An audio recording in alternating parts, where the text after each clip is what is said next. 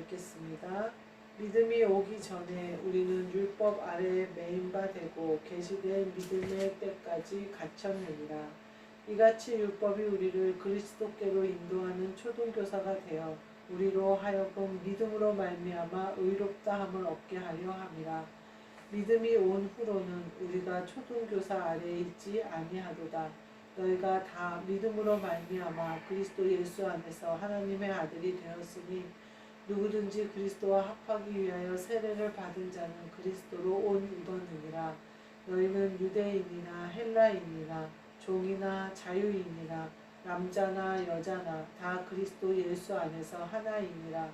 너희가 그리스도의 것이면 곧 아브라함의 자손이요 약속대로 유업을 이을 자니라. 아멘. 오늘 말씀은 믿음으로 말미암아라는 말씀으로 함께 은혜를 나누고자 합니다.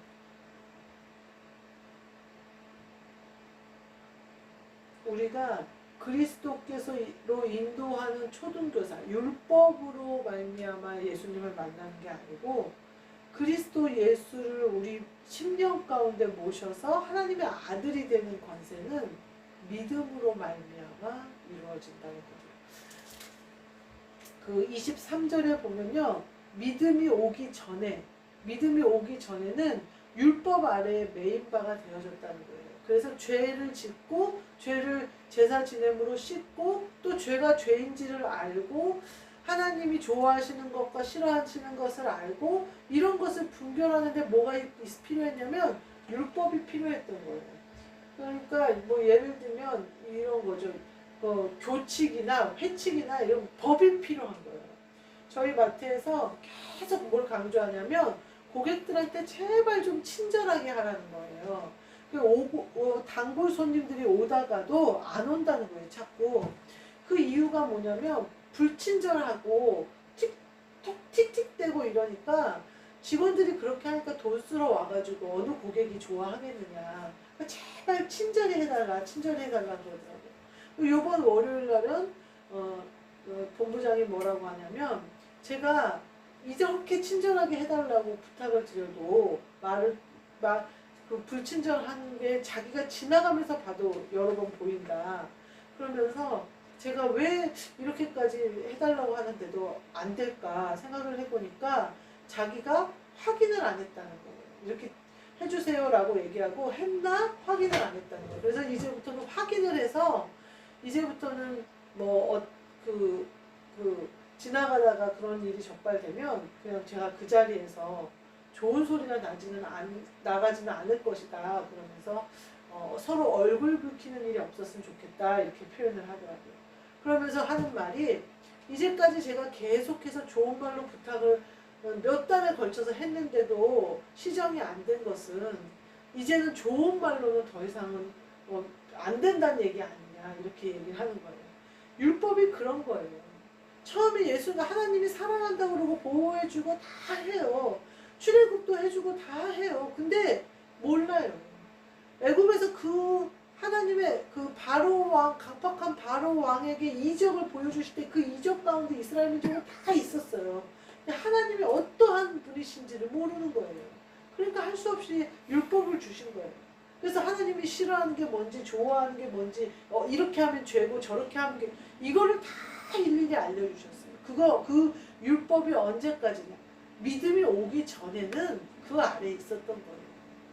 그래서 믿음의 때까지, 믿음으로 의롭다 하심을 얻을 수 있을 때까지 그것이 초등교사가 되어져서 그리스도께로 인도하는 초등교사가 되어졌다는 거예요. 그 율법으로 말미암아 모세의 구약으로 말미암아 이스라엘 민족이 그리스도를 기다리잖아요. 그 그리스도가 오시면 우리가 모든 것을 회복하고 모든 것이 해방되고 우리가 죄로부터 씻기고 그 그리스도를 다윗 왕같이 생각하면서 기다리잖아요. 사람이 생각하는 것과 하나님이 계획하신 건 완전히 달랐어요. 그런데 그들이 그리스도를 그나마 기다릴 수 있었던 이유는 율법을 통하여 하나님이 계속해서 예수 그리스도 메시아에 대해서 말씀하셨기 때문에 너희의 구원에 대해서 말씀하셨기 때문이에요. 근데 이들이 간과한 게 뭐냐면 믿음으로 말미암아 그리스도께 다 나아갈 수 있는 거예요. 그래서 믿음의 때까지 율법 아래에 그렇게 있었던 거예요. 그래서 24절에 보니까 믿음으로 말미암아 의롭다함을 얻게 하려 합니다. 우리가 의롭게 되는 것은요, 믿음으로 말미암아 되는 거예요. 예전에 제가 전주 성결교회에 있었는데 부목사로 사모로 있었는데 구역 예배를 드려요. 거기는 사모들이 굉장히 활발하게 활동하기를 원하는 곳이었어요. 그래서 제가 구역을 하나 맡았는데 이사를 갔는데 거기에 구역장이 없잖아요. 그래서 교회에서 이사를 시켜놓고 저쪽에도 구역을 주고 이쪽에도 구역을 줘서 구역을 2개를 하고 했던 기억이 나요. 근데 이쪽 구역에 제가 이사가 버려서 이제 구역장이 없어서 그쪽 구역에서 예배를 드리는데 거기를 그 권사님을 함께 예배 드릴 사람이 없는 거예요. 근데 이 권사님이 어떤 권사님이셨냐면 너무나 제가 보기에는 훈련으로 또 연단으로 또 인내로 이렇게 많이 훈련을 받으신 권사님이에요. 그래서 성령도 알고. 제가 그때 당시에 생각하기엔 저희 어머니 연배인 거예요, 그 권사님. 근데 그리고 또 어머니들의 신앙만큼이나 신앙이 깊었고, 그래서 제가 이렇게 하는데 참 잘 저를 섬겨주셨어요. 그분이 남편이 사업이 어려워가지고 교회에서 돈으로 엮인 분들이 많은 거예요. 그래서 손가락질을 받는 분이셨어요. 근데 그 돈으로 엮인 이유가 교인이어서 엮인 게 아니라 친척이고 뭐 이렇게 뭐 동서고 뭐 이렇게 해서 돈을 껐는데 그 친척들이 같은 교회를 다닌 거예요. 그래서 돈이 얽히고 설키고 이제 그렇게 되면서 교회에 와도 뒤통수에서 욕하는 사람들이 있고 대놓고 나한테 와서 욕하는 사람들이 있고 막 이랬어요. 근데 그런 권사님인데 말은 잘 안 하시는데 이제 가면 재정적으로 풍요로우신 분이 아니잖아요. 근데 항상 밥을 구역예배 끝나고 밥을 차리는데 아주 깔끔하고 정갈하신 분이에요. 근데 된장찌개를 이렇게 끓여주시는데 너무 맛있었어요. 된장찌개에다가 이렇게 나물 몇 가지를 하시는데 굉장히 음식 솜씨가 좋았어요. 그러니까 또 제가 잘 먹거든요. 그러니까 권사님이 되게 좋아하면서 같이 식사를 하고 그런 적이 있어요. 근데 어느 순간부터 권사님이 기도 부탁을 하시더라고요. 그러면서 본인의 얘기를 조금씩 하시더라고요. 그러면서 이제 저는 권사님이 곱게 생기셔서 그렇게까지 힘들게 사신지는 몰랐는데 그때까지도 남편이 첩을 가지고 첩 집에서 살고 있는 그런 형편이었어요. 근데 다 그런 거는 다 이미 그냥 너무 세상은 다 이렇게 하신 분이더라고요. 그래서 뭐라고 하냐면 저한테 의인의 기도는 역사하는 힘이 크다는 거예요. 근데 그때 당시 제가 깜짝 놀라면서 권사님 그런 말 하지 마세요. 저는 의인이 아니에요. 그렇게 얘기했어요. 그랬더니 여하튼 기도 좀 해주세요. 그냥 그렇게만 얘기를 하시더라고요. 제가 지금 생각하니까 의인 맞아요. 내가 의인이 아니라 내가 성령님을 받아서 내 안에 그리스도가 계시기 때문에 그리스도가 의인이세요. 그러니까 그리스도가 내 안에서 기도하시기 때문에 역사하는 힘이 큰 거예요. 그래서 그 성경에 나온 거예요. 의인의 기도는 역사하는 힘이 크다.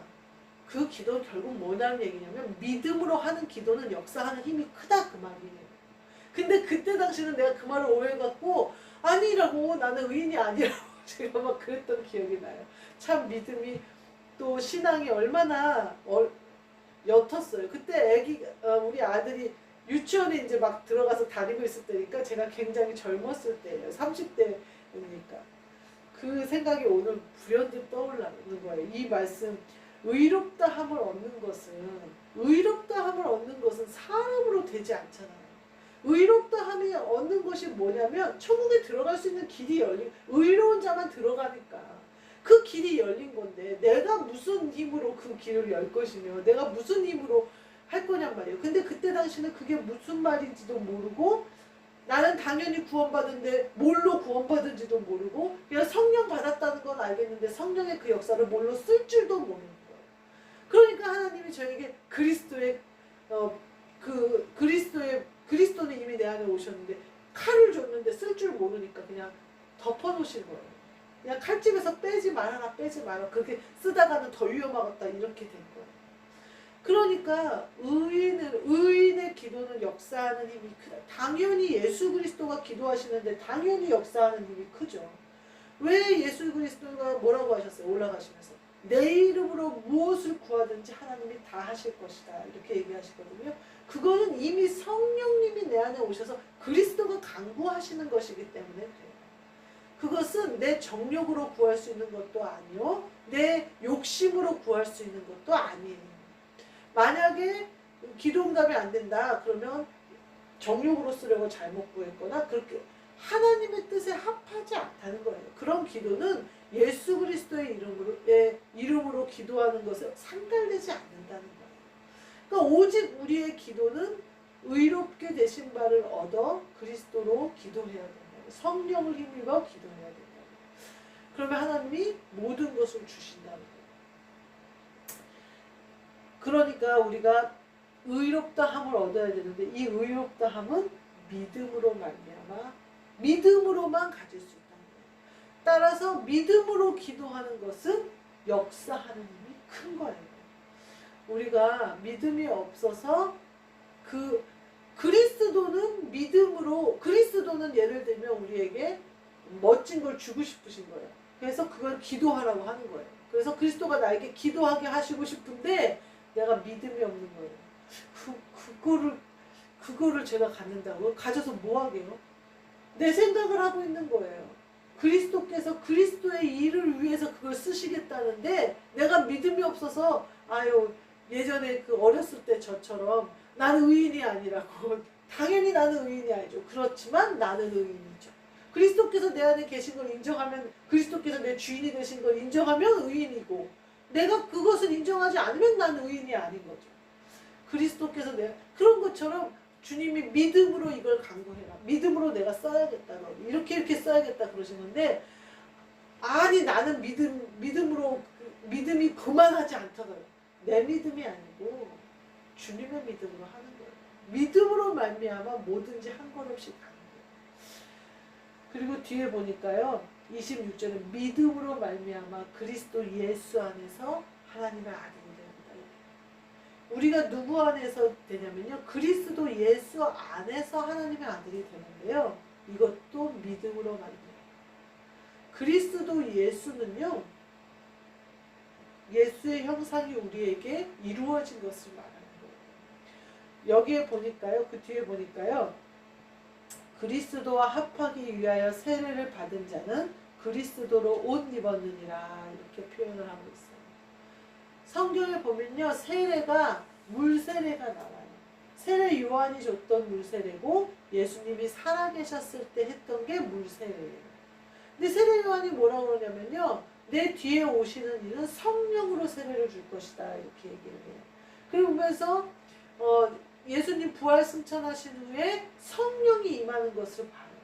베드로가 뭐라고 얘기하냐면 너희들은 성령으로 세례를 받을 것이라는 말이 떠올랐다고 이렇게 표현을 하고 있어요. 왜냐하면 백부장의 집에 가서 백부장의 집에 성령이 이방인들에게도 임하시는 것을 보면서 베드로가 너희는 성령으로 세례를 받을 것이다 라는 말씀이 무슨 말씀인지 깨닫는 장면이 나와요.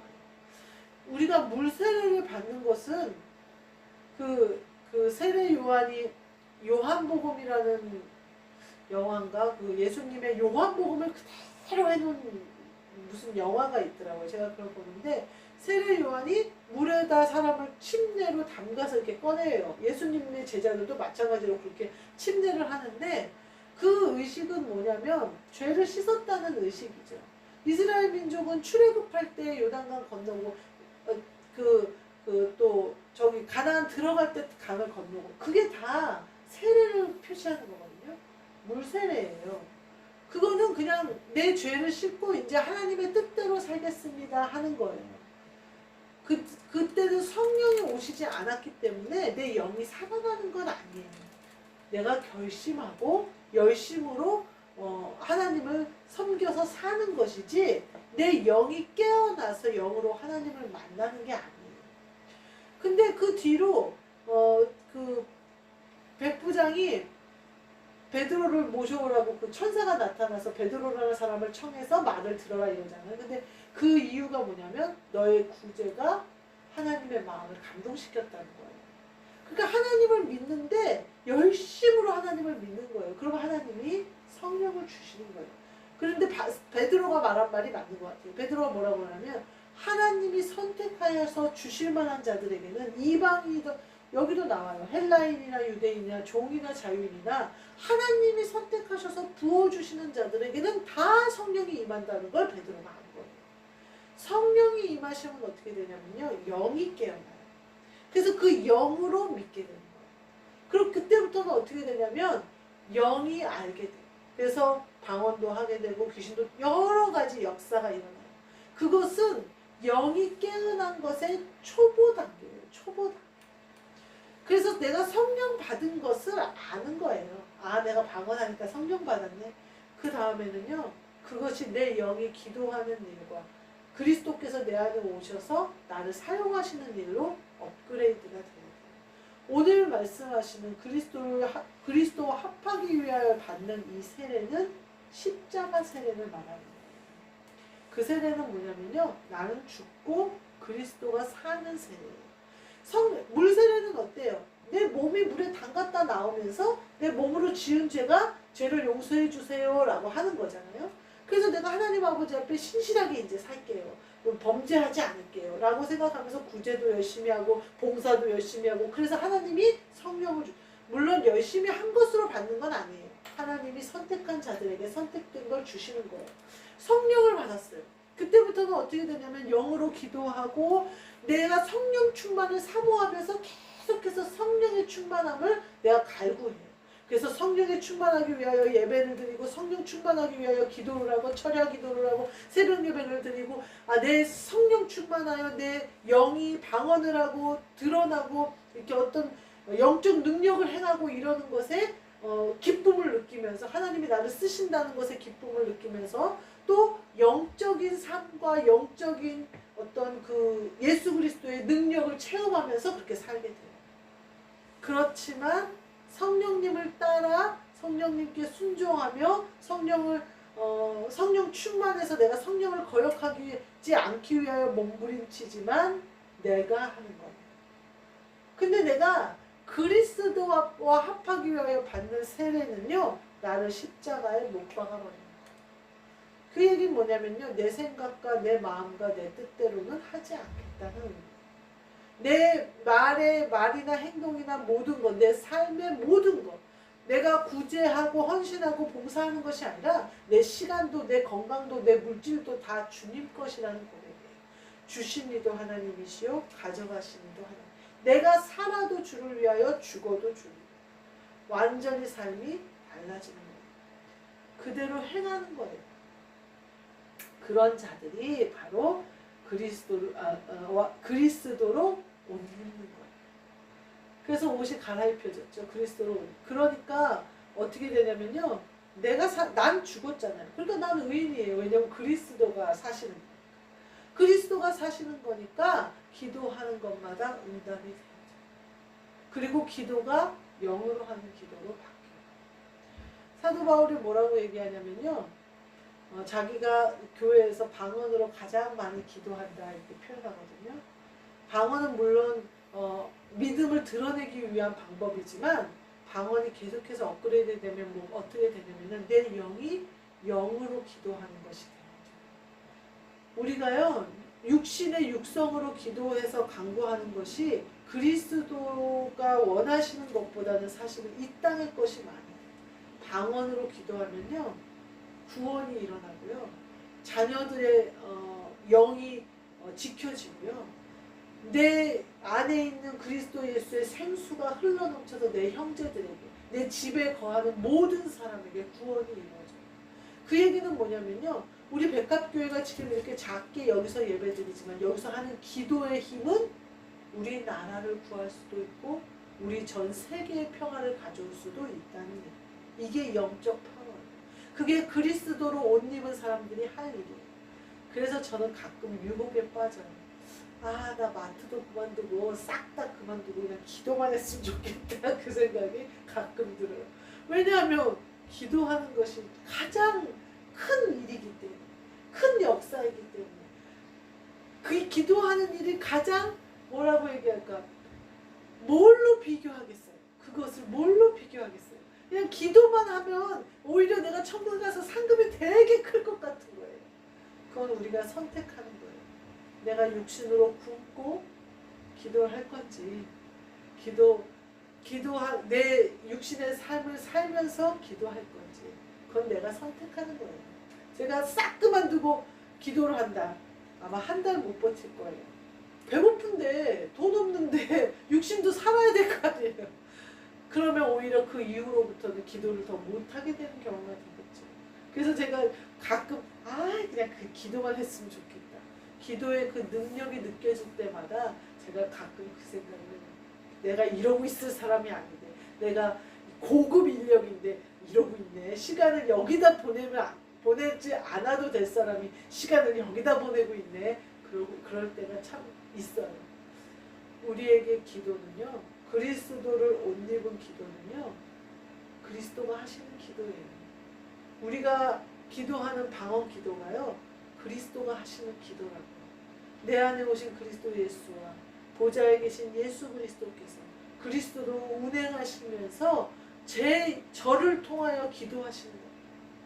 그런 도구로 우리가 쓰이는 거예요. 그런 놀라운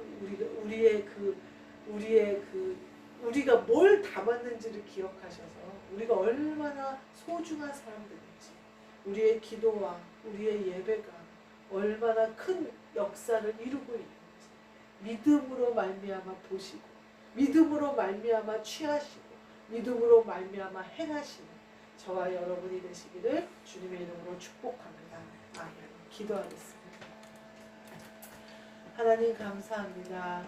우리에게 그리스도 예수로 옷 입혀 주셨사오니 그리스도 예수 안에서 하나님의 아들이 된 그 권세를 누리며 그 뜻대로 기도하고 그 뜻대로 예배하며 그 뜻대로 행하여 하나님 아버지의 계획이 이 땅에 이루어지고 우리를 통하여 일하시는 그리스도 예수께 우리가 온전히 붙잡힌 바 되도록 저희를 사용하여 주옵소서. 믿음으로 행하고 믿음으로 기도하고 믿음으로 예배하게 하여 주옵소서. 예수 그리스도 이름으로 기도하옵나이다. 아멘. 하늘에 계신 우리 아버지여, 이름이 거룩히 여김을 받으시오며 나라가 임하시오며 뜻이 하늘에서 이루어진 것 같이 땅에서도 이루어지이다. 오늘 우리에게 일용할 양식을 주시옵고 우리가 우리에게 죄 지은 자를 사하여 준 것 같이 우리 죄를 사하여 주옵시고 우리를 시험에 들게 하지 마시옵고 다만 악에서 구하시옵소서. 나라와 권세와 영광이 아버지께 영원히 있사옵나이다.